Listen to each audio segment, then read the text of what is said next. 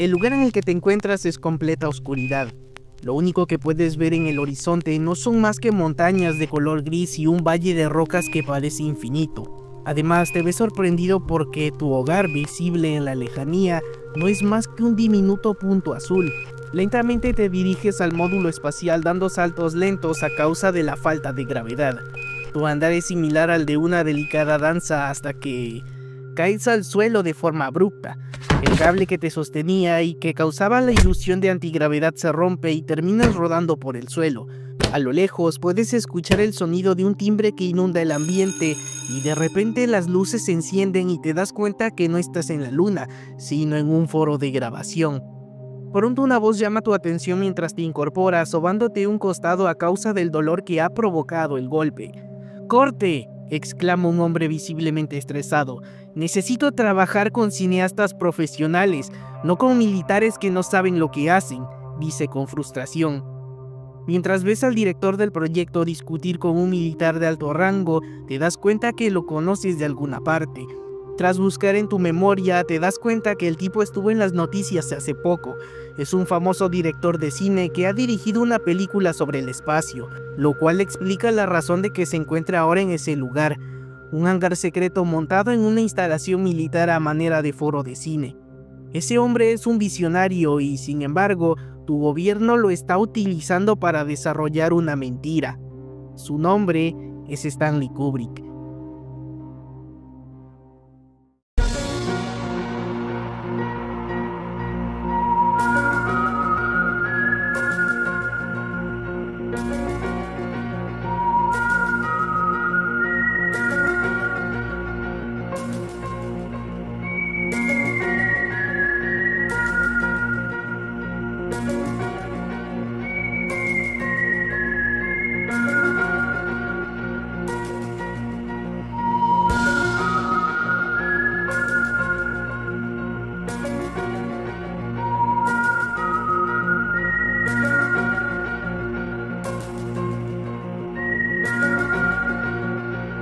Resplandor en la luna. Desde la llegada del hombre a la luna el 20 de julio de 1969, cientos de teorías de conspiración al respecto han surgido intentando explicar interesantes inconsistencias en el suceso. Algunas de estas explicaciones parecen tener mucho sentido, sin embargo otras parecen más bien producto de una imaginación muy activa. Lo que sí es verdad es que ningún sector de la sociedad se escapó de tan importante hecho histórico, y esto incluye también el cine. Tal vez una de las teorías más famosas es la que implica al cineasta Stanley Kubrick, uno de los directores más importantes de la historia y también uno de los más analizados tanto por conocedores como por aficionados. Y no es para menos, el cine de Kubrick era tanto innovador como transgresor. Siempre que se estrenaba uno de sus filmes, este no pasaba desapercibido, y los comentarios tanto positivos como negativos no se hacían esperar. Tan solo hay que echar un vistazo al pasado y ver lo que dijeron en su momento de Lolita, de Full Metal Jacket o del escándalo que desató La Naranja Mecánica. Para conocer la historia completa de lo que les voy a contar hay que remontarnos al que quizás es uno de sus filmes más tranquilos, la pieza de dominó que al caer desató toda una avalancha de especulaciones. 2001, Odisea del espacio. A principios de los años 60, Kubrick comenzó a buscar una historia que llevara a la pantalla grande. La que más llamó su atención fue El Centinela de Arthur C. Clarke. Sin embargo, desarrollarla le tomó más tiempo del esperado, puesto que al momento de escribir el guión se realizaron cambios que terminaron en la publicación de un nuevo libro que resultó en Odisea del espacio. A la par, mientras Clarke escribía, Kubrick se encargaba de desarrollar la tecnología necesaria para plasmar en la pantalla un viaje al espacio exterior que pudiera sentirse realista y en el que no se notaran que los escenarios en los que se estaba trabajando eran maquetas a escala. 5 años tuvieron que pasar para que Kubrick concluyera el trabajo, mismo que constantemente sufría retrasos debido al perfeccionismo con el que el cineasta plasmaba sus ideas. Así pues, llegó 1968 y gracias a su talento y a la tecnología de la más alta vanguardia en aquel entonces, el mundo se paralizó cuando su cinta llegó a salas de cine. Las imágenes que Kubrick le dio al mundo hicieron creer a más de uno que genuinamente se había filmado en el espacio. Y es que el realismo con el que la película fue realizada es tan grande que a día de hoy le sigue haciendo competencia a muchas de las producciones millonarias de Hollywood, que igualmente cuentan con el apoyo de la tecnología CGI más vanguardista del momento. Odisea del Espacio fue tan innovadora que incluso gracias a su tecnología, que consistió en el uso de maquetas y grandes decorados, los años siguientes las producciones de ciencia ficción replicaron lo hecho por Kubrick en obras como Star Wars. Sin embargo, a pesar de esto, en otras películas el truco era bastante obvio, por lo que nadie podía realmente hacerle competencia a 2001, al menos en el apartado técnico. Y mientras Kubrick revolucionaba la industria cinematográfica, el mundo seguía atento ante las últimas noticias que involucraban a la Guerra Fría. Desde finalizada la Segunda Guerra Mundial, Estados Unidos y Rusia se convirtieron en las potencias más importantes del planeta en materia tecnológica. Sin embargo, a pesar de los grandes avances científicos, la gente también estaba al tanto del posible estallido de una tercera guerra mundial, desatada gracias a la energía nuclear que a mediados de los años 40 cambió la historia de manera paradigmática. Ante esto, la Unión Soviética y Estados Unidos estaban en busca del siguiente gran cambio, la conquista del espacio. A principios de los años 60, una de las principales promesas del presidente John F. Kennedy fue que para antes de que finalizara la década, Estados Unidos ondearía su bandera en la Luna. La gente estaba emocionada y confiaban plenamente en las palabras del presidente, más que nada porque todos estaban convencidos de que Estados Unidos era el país que todo lo podía hacer. Sin embargo, había un problema enorme: la ventaja en avances científicos la llevaban los soviéticos. El 4 de octubre de 1957, los rusos lanzaron al espacio el Sputnik 1, el primer satélite artificial en la historia. Más tarde ese mismo año lanzaron al primer ser vivo, la perra Laika, misma que falleció por estrés y sobrecalentamiento antes de salir de órbita. Sin embargo, para 1960 la tecnología mejoró lo suficiente como para enviar a 2 perritos al espacio y traerlos de vuelta con éxito sanos y salvos. Estos sucesos aceleraron la creación de la NASA en Estados Unidos y también el inicio de la creación de diversos programas en los que se incentivó la creación de cohetes para poder llevar personas fuera del planeta. Así, en 1961, Estados Unidos logró lanzar su primer homínido fuera de órbita, un chimpancé llamado Ham. Pero como era de esperarse, los rusos seguían llevando la ventaja, ya que ese mismo año ellos fueron los primeros en hacer que un ser humano viajara a las estrellas. La gente dentro del gobierno estaba desesperada por una solución, puesto que ni siquiera sus cuestionables expertos podían hacer algo que los hiciera alcanzar los logros provenientes del gobierno comunista. Luego de finalizar la guerra, Estados Unidos llevó a cabo un plan secreto para perdonarle la vida a varios criminales de guerra alemanes, entre los que se encontraban prolíficos científicos nazi. En septiembre de 1945, el presidente Harry Truman ordenó a la inteligencia militar que extrajera de Alemania a 700 hombres y sus familias para llevarlos a América, donde estarían desarrollando en secreto las armas maravillosas que originalmente estaban planeadas para ser utilizadas por el régimen de Hitler.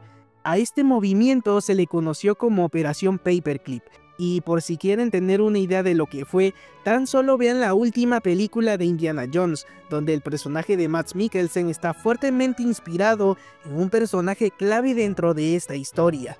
Por supuesto estoy hablando de Wernher von Braun, el ingeniero aeroespacial responsable de llevar al hombre a la Luna. En 1940 fue adscrito a las SS como uno de los principales desarrolladores de cohetes para el ejército alemán, y al finalizar la guerra fue trasladado a Estados Unidos e instalado en Texas, donde continuó con el mismo trabajo. Sin embargo, su mayor logro se dio a conocer hasta 1969, cuando gracias a la tecnología del cohete Saturno V, la misión Apolo 11 pudo llegar a nuestro satélite natural.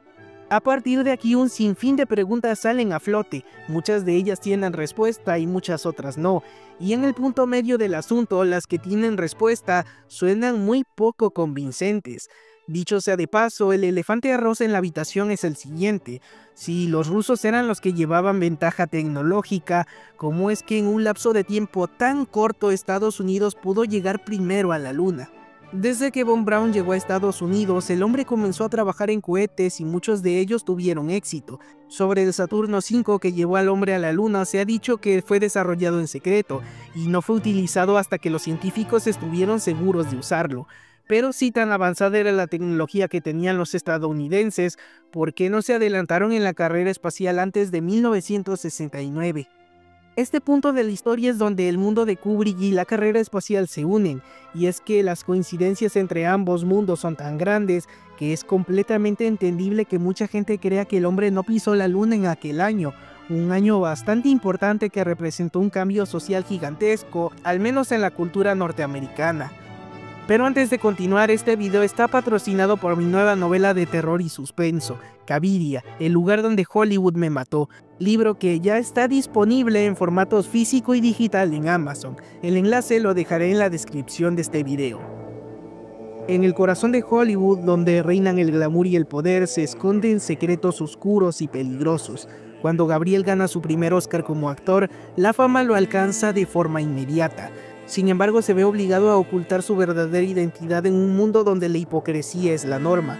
Pero cuando otro poderoso actor aparece en su vida para solucionar sus problemas, se abre una puerta a un mundo de sombras y conspiraciones. Mientras tanto, el legendario director Charles Kinski prepara su última obra maestra, Caviria, una película que podría cambiar el curso de la historia. Pero el precio de la verdad es alto, y el cineasta se convierte en blanco de una persecución para evitar que revelen los secretos más oscuros de la élite mundial. En este mundo de cámaras y reflectores, ¿quién puede confiar en quién? ¿Y qué secreto es tan peligroso que justifique un asesinato?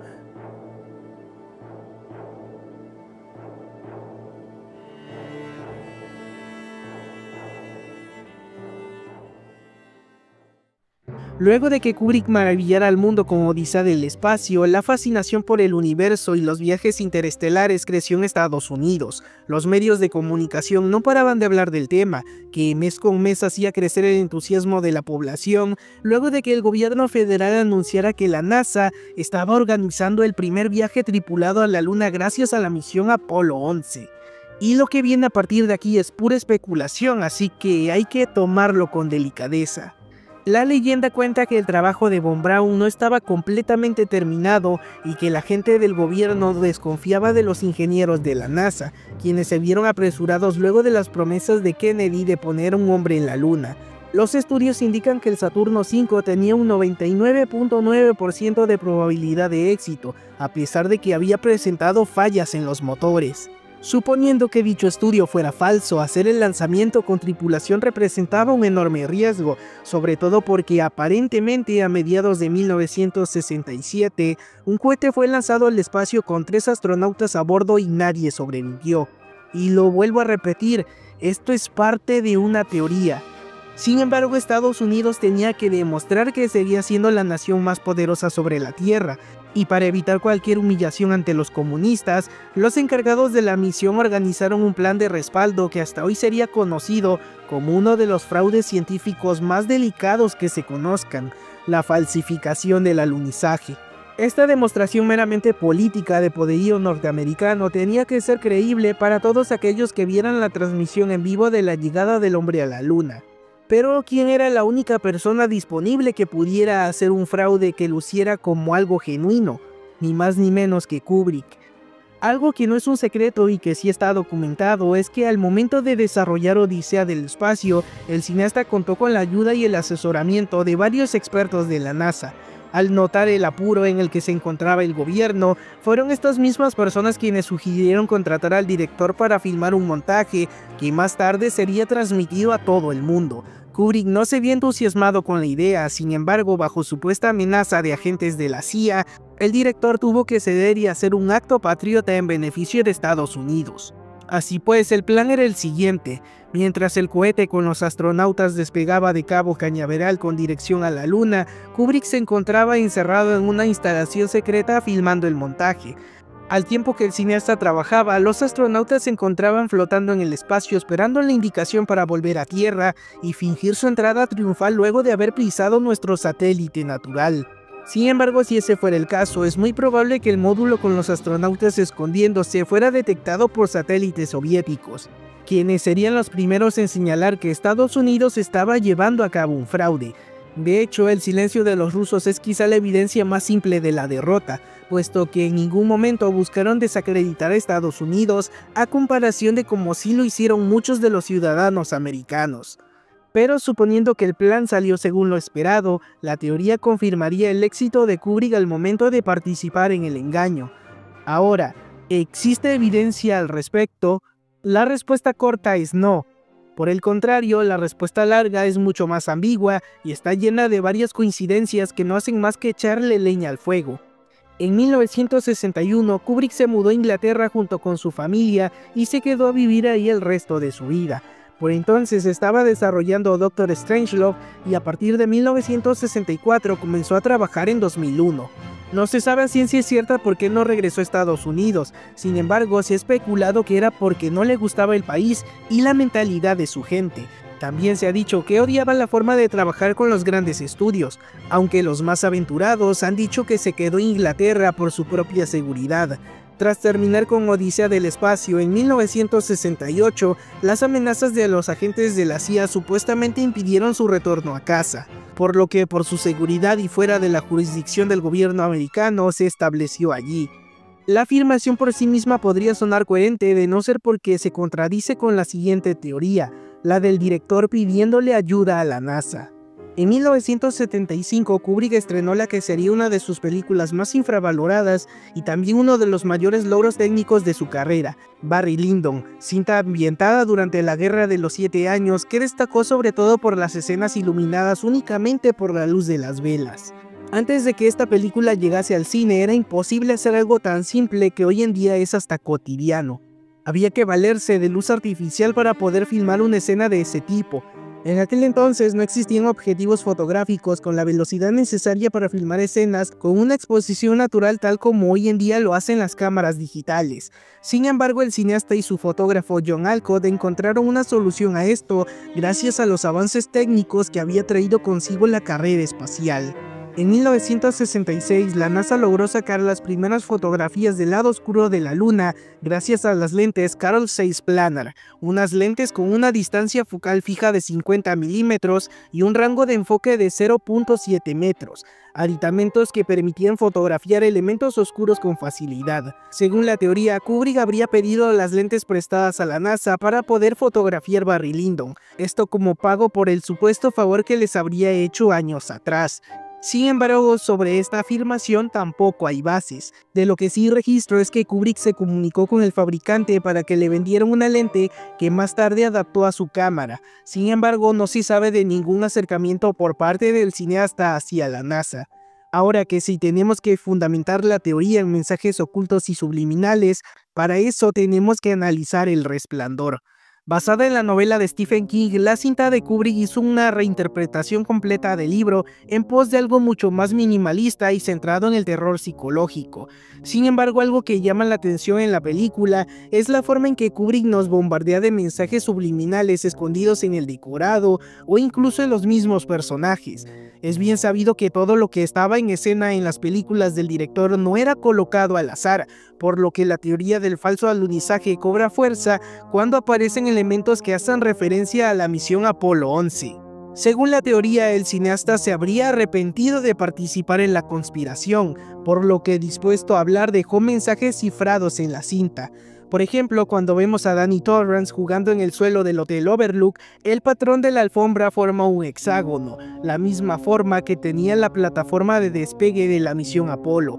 Asimismo, en esa misma escena, Danny utiliza un suéter con el dibujo de un cohete que reza Apolo 11. Al momento de que el niño se pone de pie, se cree que es una alusión al despegue del cohete, y mientras camina, Danny se dirige a la habitación 237. Por aquellos años, en las escuelas solía enseñarse que la distancia entre la Luna y la Tierra era de 237 millas. Y es que, como decía antes, Kubrick no hacía las cosas al azar, y decir que la forma en que la escena está compuesta es una coincidencia cae en lo simplista y hasta ridículo, conociendo la forma en que trabaja el director. En la novela de Stephen King, el número de la habitación maldita es 217, y la manera en que es cambiado en la película parece no tener justificación. Una declaración del gerente del Timberline Lodge, hotel donde se filmó la cinta, dice que esta decisión se tomó para que los turistas no tuvieran miedo de hospedarse en el cuarto 217, así que se cambió a 237 debido a que el hotel no cuenta con ese número de habitación. Sin embargo, lo que filmó Kubrick en dicho hotel no fueron las habitaciones, sino solo la fachada del edificio y algunas tomas panorámicas. Las escenas que vemos del interior del Hotel Overlook fueron rodadas completamente en un foro. Además de estas, existen otras teorías conspirativas relacionadas a Stanley Kubrick y que igualmente le ligan al alunizaje y que hasta cierto punto sirven para solidificar algunos argumentos. Sin embargo, eso le dejaremos para otra ocasión. Mientras tanto, cuéntame qué piensas al respecto. ¿Simples coincidencias en las películas del director? ¿O de verdad existió una conspiración detrás? Y de ser así, ¿crees que la humanidad de verdad llegó a la luna en 1969 o quizá mucho después? Por ahora yo me despido, sin embargo no olvides darle like a este video si te gustó y suscribirte a este canal para más videos así. No confíes en nadie y nos vemos en la próxima.